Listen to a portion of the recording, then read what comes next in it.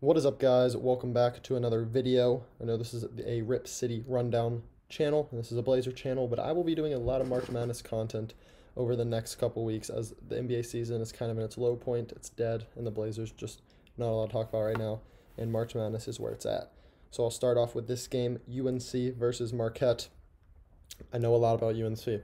I've watched UNC a lot this year. I actually am a UNC fan, and UNC is a very inconsistent team.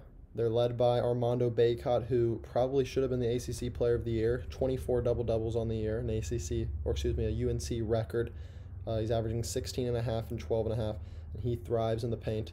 And that's kind of how UNC can be an offensive powerhouse. It's when they go through Armando Bacot. Or not technically go through Armando Bacot, but it's when he is firing on all cylinders, especially on the offensive glass.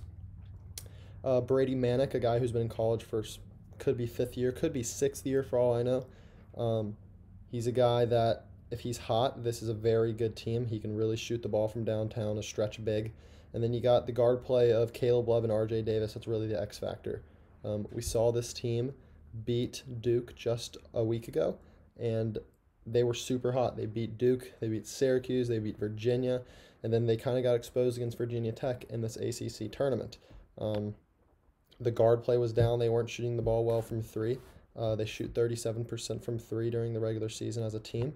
And if they can shoot the ball well, and if they can get Armando Bacot active on the glass, this is a very scary team as an 8th seed.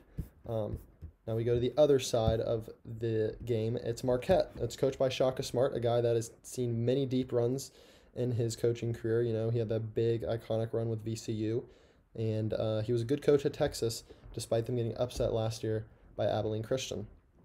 They are led by their star player, Justin Lewis, averaged 17.1 points per game, 7.5 rebounds, and they ended 5th place in the league in the Big East.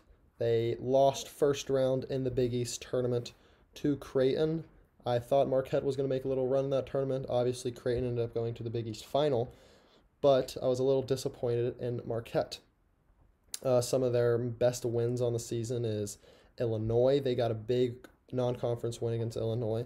They beat Providence in league play, and they actually swept Seton Hall and swept Villanova. So this is a team that has beaten good teams this season, similar to UNC. I mean, they both are teams that are very inconsistent. The Golden Eagles, they were the most efficient offense inside the three-point line in the Big East, shooting 53% from two, and then they also connected on 37% of their three-pointers. But the issue is, like I said, inconsistency. They had double-digit losses against St. Bonaventure and DePaul.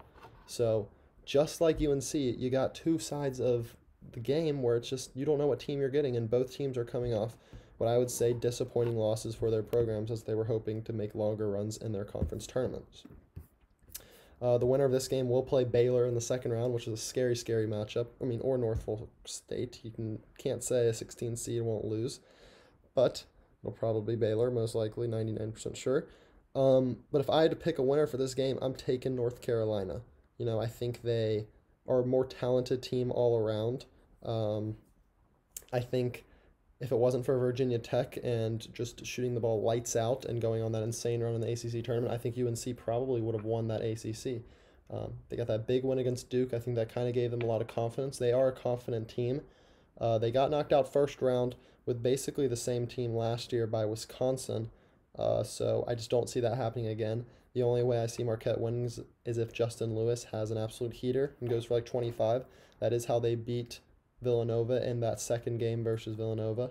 But this is two teams that at one point in this season were ranked, highly ranked. UNC was just ranked 25 going into this week. So two teams that have the talent, and I think either one of these teams that win could definitely give Baylor a run for their money in the second round. But if I had to pick, and if I had to tell somebody for you to pick in your bracket, I'm saying take UNC. That's going to do it for the video, guys. Hope you enjoyed it.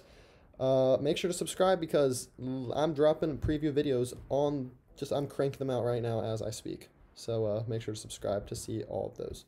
Peace out.